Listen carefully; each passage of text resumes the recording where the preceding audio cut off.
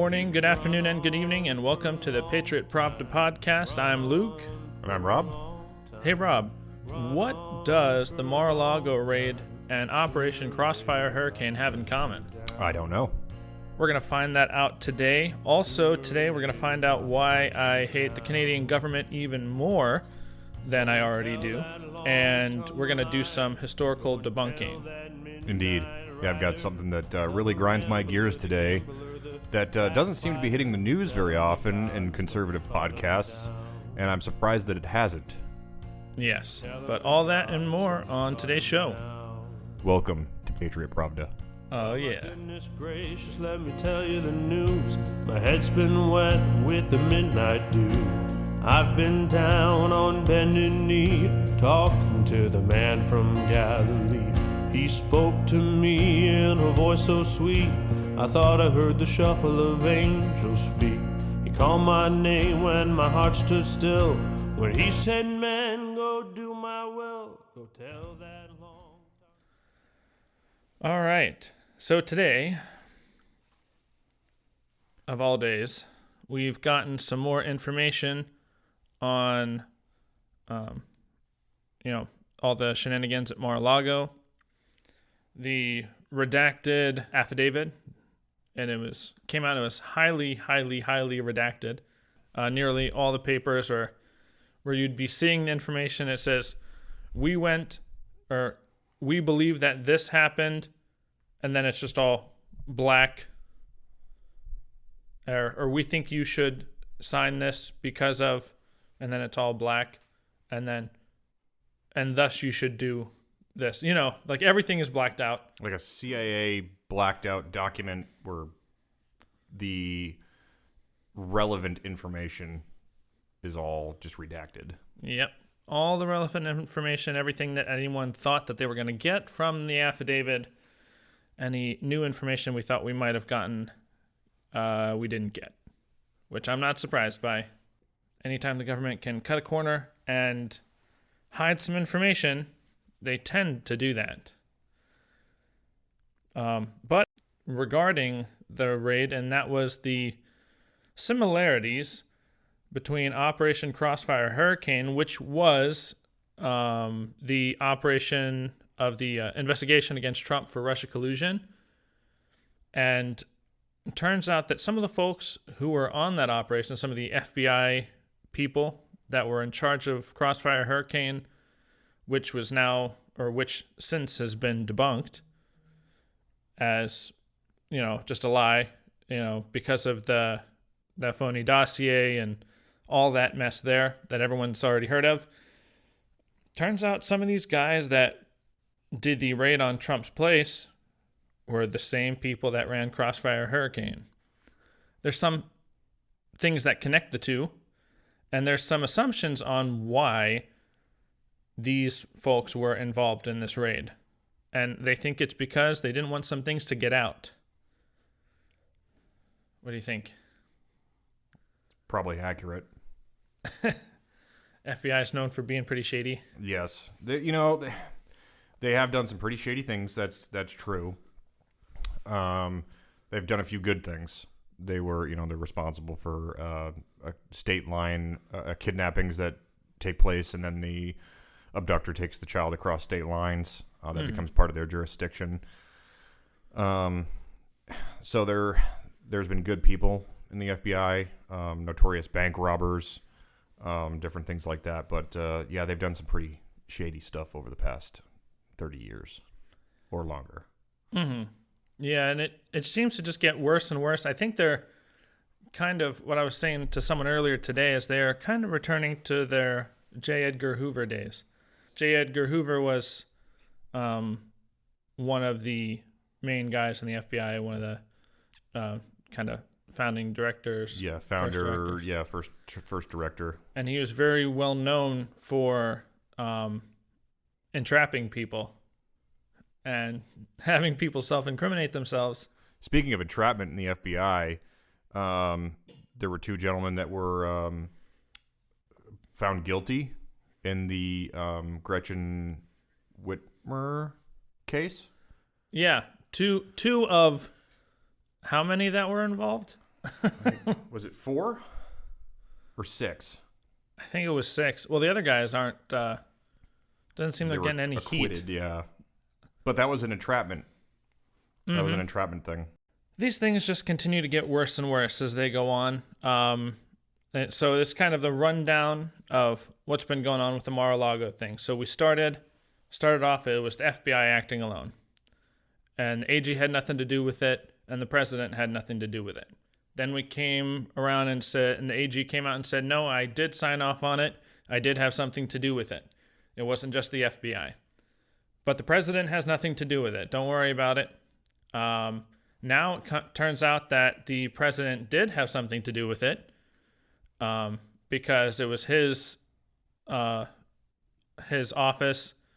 that was working in conjunction with NARA, which is the National Archives. Yeah, National Archives. So it was Biden's people who were working with National Archives, and Biden's people gave the go-ahead to waive President Trump's rights, those presidential powers, and kind of spearhead the going after him. Isn't that just kind of arbitrary? Like, oh, we're just going to redact your presidential rights. I mean, even though you were a president, like, that just seems really arbitrary to me. It isn't so arbitrary when it's highly believed that he's going to be who's running against you in 2024. Yes, but that's never been done before at this rate, or at this, what's the word I'm looking for? It just, there's a lot of bitterness. There's a lot of hatred. Mm-hmm. Absolutely. And it's really funny because some of these guys in the FBI in this division that went after Trump for Crossfire Hurricane, went after Trump on this Mar-A-Lago raid, have also been directed to look into certain things with President Biden's son, Hunter. And they've decided to kind of turn a blind eye to it. And as many people might have seen also this week, Joe Rogan had Facebook CEO Mark Zuckerberg on, and Zuckerberg admitted on air that the FBI told them to silence stories about the Hunter Biden laptop incident. And the FBI didn't outright come to Zuckerberg and say, hey, get rid of this. But what they did do is they went to Facebook and Zuckerberg's people and they said, this stuff is Russian information. You might want to just watch it or be aware of it. Wink, wink, nudge, nudge. Right. And so just like Twitter, just like Facebook, just like everybody, they swamped that whole story. And as we know now, that would have made a huge effect on people's voting. And yeah, it's just a whole big mess. The FBI, now we know for certain, influenced the 2020 election and is likely trying to influence this next election. That's what it seems. The way it seems, this is all alleged, but it's all really looking that way. Yeah. I mean, if it looks a certain way, probably is a certain way. If it walks like a duck, quacks like a duck. It's probably a duck. Or a witch. One of the two. Would ducks float? Yep. Witches float? Witches float. Very small rocks. Speaking of the FBI, I don't think this was exactly the FBI, but it was somewhere along the lines of police activity. Did you hear that Congresswoman Marjorie Taylor Greene's house was swatted? Yes. Yeah. Twice. Yeah. She tweeted earlier, again today, that she was swatted again. So it was 2 nights in a row she was swatted. Nice. Very nice. So did you hear who that was by? Yeah, some trans activist. Yeah. Who admitted to doing it. Yes, admitted to do it on the phone. Yeah. Which is, it's getting more and more ridiculous. We're seeing, everyone keeps, there's whispers of civil war, and the more and more things go along, we're seeing factions forming. I mean, there was the beginnings of factions forming when we were having riots over the last couple years between Antifa, Black Lives Matter, some patriot groups. And now today, I think things are stratifying. Things are being defined. Lines are being drawn. Former presidents' houses are being raided. Yeah. Which has never happened before. And it's just getting worse. And not even Bill Clinton. You know, the Clintons were never raided even after, and they've been involved in a lot of stuff going back to his days as governor of Arkansas. Yeah. So, you know, they've been involved in a lot of shady stuff, and they've never been investigated as far as I'm aware, but certainly never raided. Yeah. Trump gets his private residence raided because they accuse him of mishandling classified information and espionage because of the mishandling. But here we go. We have Hillary Clinton with a private server, and she's not the president, and she doesn't have the presidential powers to declassify information like the president does. And her stuff was hacked by foreign groups, and she was never raided. Yeah. Or gotten really in trouble. Yeah, I remember Comey saying, well, we don't think that any reasonable prosecutor would actually prosecute this case, so we're not going to recommend any type of prosecution. Yeah. Yeah, it just gets worse and worse. If you guys want more information on those Mar-a-Lago things, you should go to realclearinvestigations.com. There is a article written by Paul Sperry, that's Paulsperry, on August 18th, 2022, by Paul Sperry. It's a great article that goes into depth between some of these folks that were both involved with Crossfire Hurricane, the Mar-a-Lago Raid, and how it is just one incestuous problem in the government after another. It's pretty bad. And there's infighting in the FBI. It's what it seems like. There's Jim Jordan, Congressman Jim Jordan, just had more.